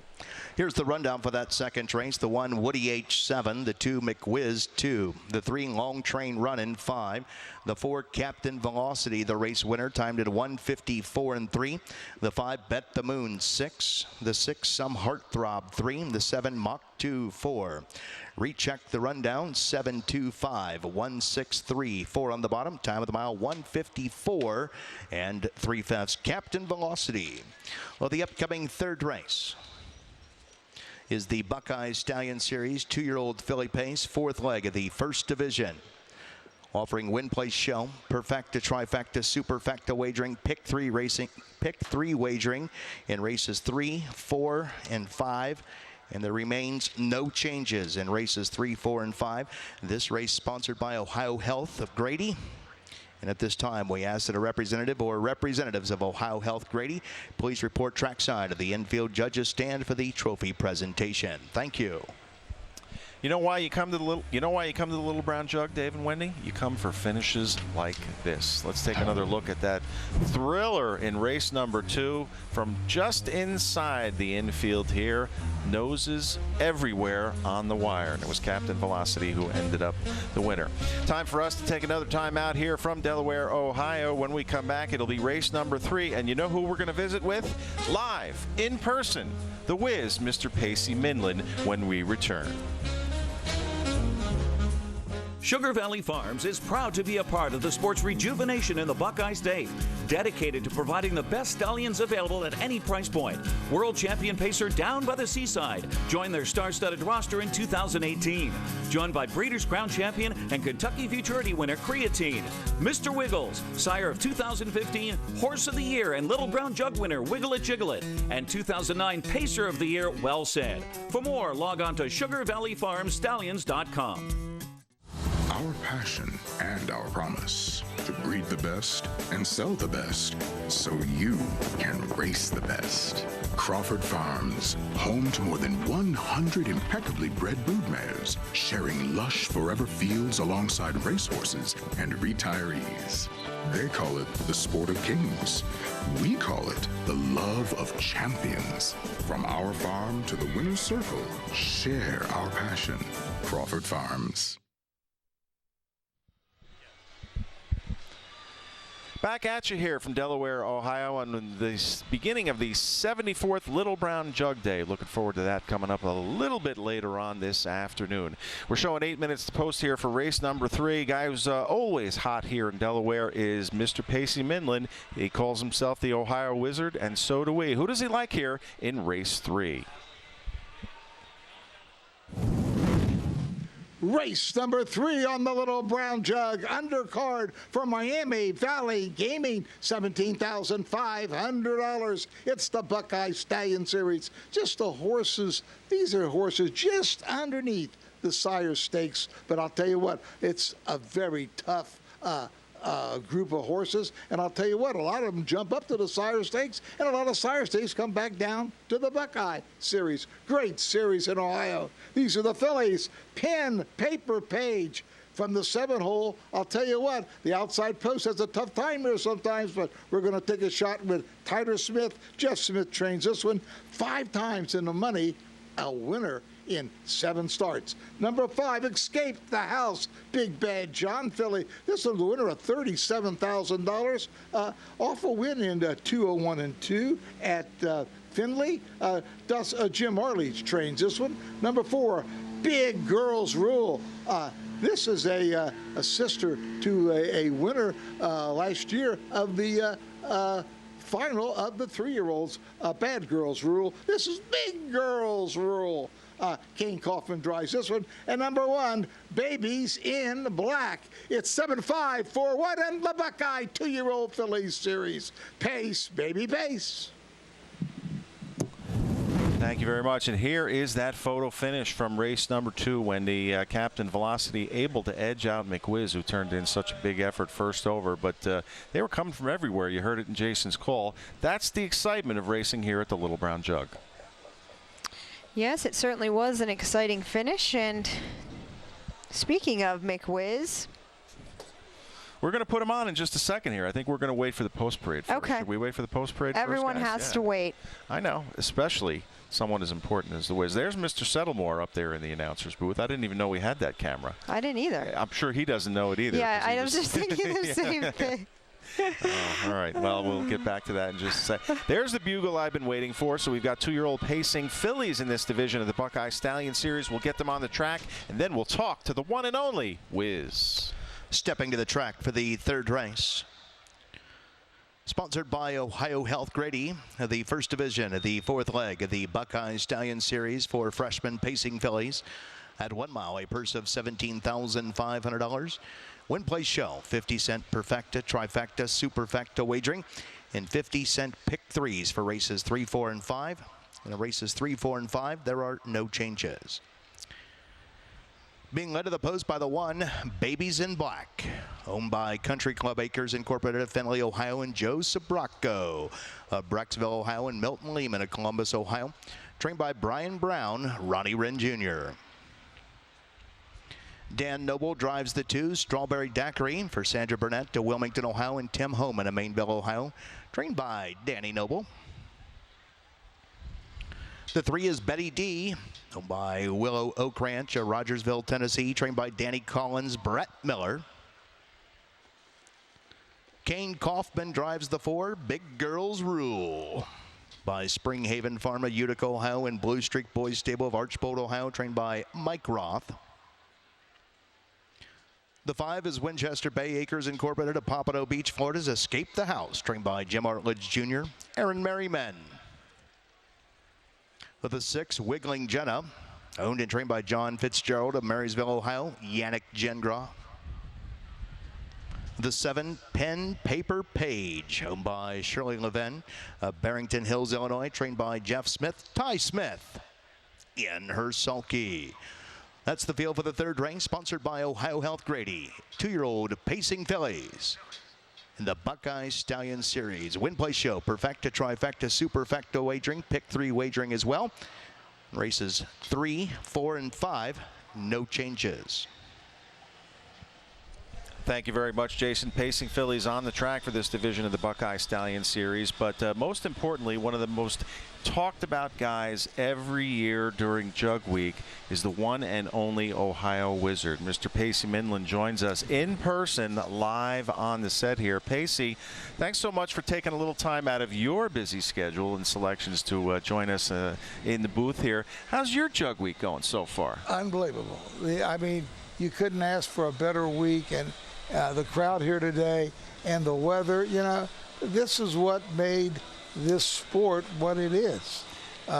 Days like today, and I'm really happy to be a part of it. Of course, I'm kind of sentimental. Really, I tell you the truth. I woke up this morning and I said, you know, 50 years ago today, first horse we ever bought at public auction. It was in the winner's circle here. Was in the winner's circle. And you were here. And I was in, and he won the first heat of the Little Brown Jug. In fact, he won he won the division at 2-year-old of the Ohio Standard Bred, and then he came back and he won the first division of the Little Brown Jug, and then he went on. It was a terrible winner, and as a 4-year-old, and he went on and beat him in Chicago, paid almost $100. He won the American National. A little horse called Lightning Wave. He was out of a sister to Best of All called Lady Jewel. Special memories of that horse here, there, and everywhere. We know you look forward to the coverage here this week during Delaware. But let me ask you this. Everybody's got their own unique style of handicapping here. What makes yours, I guess, you know, what makes you stand out? You know, a lot of people ask about it, you know, and I kid people. People don't really know me, and I do make fun. I like to make jokes. People don't know that I bet my first horse in 1948. And the first horse I ever bet was the Kentucky Derby, was Citation. So you're trying to say that you're a seasoned veteran? Yeah, what my dad taught me. You said bad habits. All right, Jason, you're upstairs here. Well, it's like I always said, you know, I've always said this since I worked with Pacey down there at Lebanon Raceway. And, you know, he's a chalk-eating weasel. Oh. Now, that's not nice. No. That's okay. If that horse is 4 to 5 on the morning line, believe me, Pacey's talk about the horse, you know. Pacey, I have a question for you. Who is your favorite, what Ohio stallion right now, let's do pacer and trotter, are you most high on? I'll tell you what. 1 minute. I really like Down by the Seaside. Okay. I think this horse. I think, you know, so far, no sun. Well, some beat somewhere. I just think that this horse, Down by the Seaside, could be a top sire. I was a runner, a bidder on him at the sale. You were? Yes. So we're yet to see his. Well, this will be his first year coming. Yeah, so we'll get to see this next year. Yes, but yes. as of now, well, I'll tell you right now, you got to give a lot of credit to Pet Rock. I agree. I mean, Pet Rock, he overcame you know, people had doubts about Pet Rock, his pedigree maybe a little bit, but he's done an outstanding job, and hats off. All right, Pacey, most importantly here, Miami Valley Gaming, you're part of the coverage there, along with our good man Barry Vicroy here. Tell us about the meet coming up. Oh, I'll tell you what, everybody is gearing up. January the 3rd, it starts. The purses are so good for winter racing. And I mean, the meet's kind of caught on. And, you know, people don't realize Lebanon Raceway was one of the original tracks in the 40s. It caught on, and the people in the area and where Miami Valley Gaming is situated, I talk about it, I-75, it's right off the interstate in a very popular area, halfway between Dayton and Cincinnati.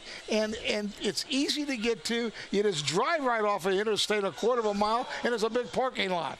And it's caught on, and the people come to pay the VTLs. We have tremendous purses, and it starts out January the 3rd, and we got a lot going on. Last question. We've got about 10 seconds here. What's going to happen the rest of the day in the Wiz's future? Are you going to spend the day here on the fairgrounds? Yeah, I'm going to spend a while, walk around, see all the Wizardites. Wizardites, we're everywhere here at the Delaware You guys have done a great job. I want to thank all the people for being so nice to me. All right, thank you very much. Pacey Midland live in the flesh. Here's race number 3. Here's Jason.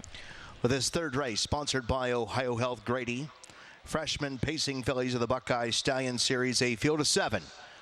Moving up and moving in. The gates swing to the top of the stretch, and here they come.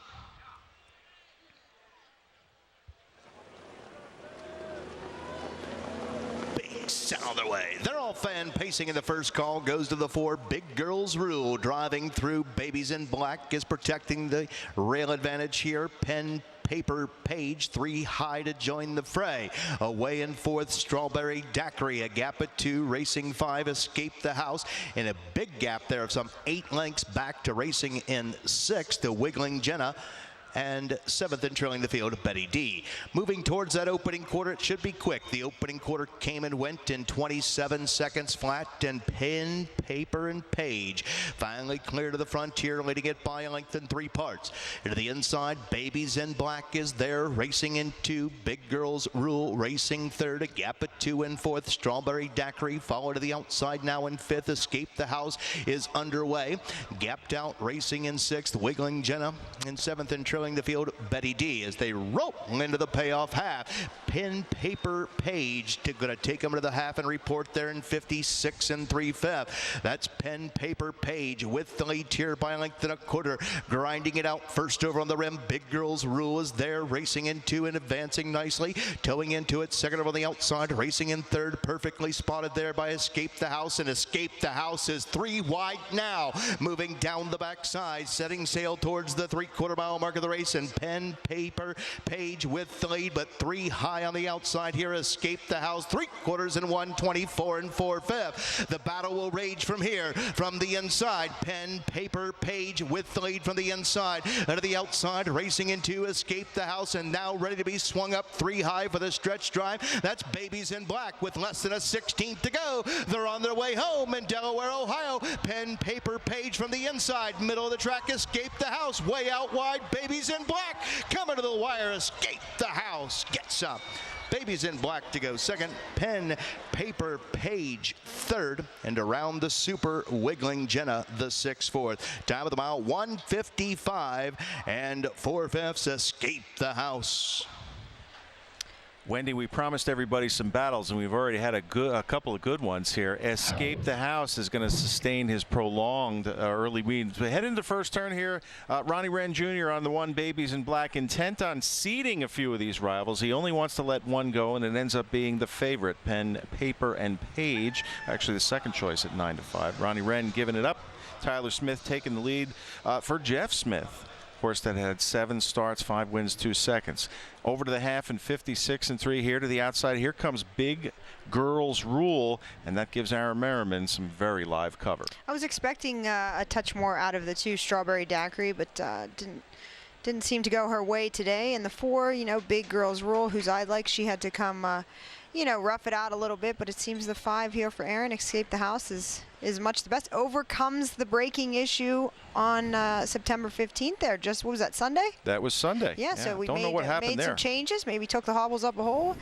made the driver change back to Erin Merriman, who did win with her at Northfield in July. So Who says combination. who says you can't win from off the pace here at Delaware, Who Ohio? says? First two finishers from off the pace. Yes, it is sir. on the board here, 5-1-7-6. And the fans got this one right. I didn't expect Escape the House to be the favorite, but they were behind Erin Merriman, who we spoke to just a little bit a while ago. And it sounded like he was a little disappointed in his Delaware week. Now maybe we'll gain a little momentum. I hope. Erin Merriman back to the winner's circle here on the homebred son of Big Bad John for the Winchester Bay Acres. That's the Tell family. Sugar Valley Farm, winner's circle. The 5 escaped the house, timed here in 1:55.4. Posting the 7th win in just 13 tries, bred by Winchester Bay Acres Incorporated of Florida. 2-year-old Bay filly by Big Bad John out of a Chi Escape, She by Art Escape, owned by Winchester Bay Acres Incorporated of Pompano Beach, Florida. Trained by Jim Artledge Jr. Nicely handled here this afternoon by winning driver Erin Merriman. In the winner's circle to make the trophy presentation on behalf of Ohio Health and Grady. To the Buckeye Stallion Series winner for the freshman pacing fillies, Mr. Bill Peters. The 5 escaped the house, the caretaker Kim. And also in the winner's circle, representing Winchester Bay Acres Incorporated, Susie and Danny Tell. All right. All right, there is Escape the House as he works his way out of the winner's circle. That'll put a smile on Erin Merriman's face. He sounded a little down on himself in that interview we did just a couple of moments ago. Maybe this will turn it around. He likes to win. He doesn't like to lose, and he's used to winning a lot. And how about the fans getting this one right, Dave? They ended up making Escape the House the favorite here over Pen Paper Page. I didn't expect to see that coming. No, she made a miscue earlier in the week, but came back and made good today. All right. Third race is now official. The prices are up, so go ahead, Dave. Escape the House at even money paid $4, $3, and $2.20. The 1 Babies in Black, $4 and $2.60. 7 Pen Paper Page, $2.40 to show. The Dollar Perfecta 5-1. $10.50, 50-cent Try 517, $16.65, 50-cent Super 5176 paid $123.50. Jason has the rundown. Here's the rundown for the third race. The 1 Babies in Black, 2. The 2 Strawberry Daiquiri, 5. The 3 Betty D, 6. The 4 Big Girls Rule, 7. The 5 Escape the House, the race winner, timed at 1:55 and 4/5. The 6 Wiggling Jenna, 4. The 7 Pen Paper Page, 3.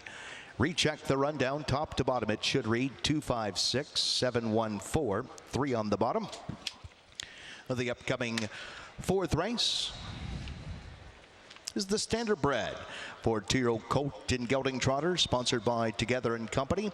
And at this time, we ask that a representative or representatives of Together and Company please report trackside of the infield judges stand for the trophy presentation. It's a field of 7 offering win, place, show, perfecta, trifecta, superfecta wagering. There are no changes. Thank you very much, Jason. Here's a quick jug memory from John McDonald. He's from Inverness, Cape Breton. He's been to the jug twice. He even got to meet Ron Pierce. Thanks so much, John, for the message. Timeout time here from Delaware, Ohio. 3 races in the books. We'll be back with the 4th when we return here on a perfect weather day, Little Brown Jug Day.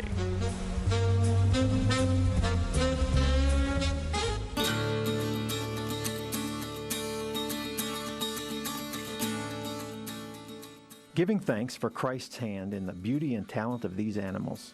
You'll see us doing just that at training centers, at racetracks, and farms across the continent. He was born in a stable, and when you look at the stable, we're surrounded by stables. For the Christian Harness Horsemen's Association, it's our mission to keep Christ alive in harness racing. But all this good work, God's work, can't continue without help. You see, in order to meet our mission and provide faith-based support to the harness racing community, we rely on the generous donations of individuals like you. As part of our Racing for Christ program, you can pledge a small percentage of your horse's earnings to the Christian Harness Horsemen's Association to to support our ministries. Every one of you here have an opportunity to enter into heaven's. Do you know there's a winner's circle? Into heaven's winner's circle with a victory in Jesus.